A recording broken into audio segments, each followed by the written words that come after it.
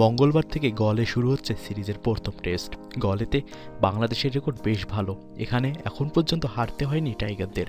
2013 সালের গলেতে 338 রানের নজির সৃষ্টি করেছিলেন মুশফিকরা। তবে সেই দলটির চেয়ে বর্তমান বাংলাদেশ দলটি আরও শক্তিশালী পরিণত। শ্রীলঙ্কার মাটিতে এবার টাইগারদের অনেকেই মনে করছেন ফেভারিট। তবে ম্যাচ শুরুর আগে সতীর্থদের অতীত রেকর্ড না ঘেটে সতর্ক হওয়ার অনুরোধ করেন বাংলাদেশ অধিনায়ক। শ্রীলঙ্কান এই দলটি অনেকটা নবীন হলেও প্রতিপক্ষকে বেশ সমীহ করছেন মুশফিক। সতীর্থদের সতর্ক করে দিয়ে বললেন, ওদের দলে অনেকগুলো পরিবর্তন আছে। অনেক সিনিয়র ক্রিকেটার দলে নেই। যারা আছে তারা জানে ঘরের মাঠে কিভাবে ফল বের করে নিয়ে আসতে হয়। ওরা অস্ট্রেলিয়ার মতো দলের বিপক্ষে 3-0 ব্যবধানে জিতেছে। এটা আমাদের মাথায় রাখতে হবে। সামনে কঠিন সময় অপেক্ষা করছে।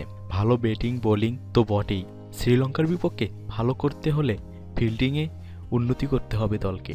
মুশফিক বলেন, ফিল্ডিং খুব গুরুত্বপূর্ণ। প্রতিপক্ষে ভালো কোনো ব্যাটসম্যান যেন ইনিংস বড় করতে না পারে, কোনো সুযোগ যেন না পায়, সেদিকে খেয়াল রাখতে হবে। ফিল্ডিং অনুশীলন সব সময় করে থাকি, এবার একটু বেশি করছি যেন আমরা গরমের সময় মানিয়ে নিতে পারি। এই গরমে আমাদের ক্রিকেট খেলতে হবে, সেখানে আমাদের ফিটনেসেরও একটা ব্যাপার আছে। সব দিক কাভার করেই আমরা ম্যাচে যেতে যাচ্ছি।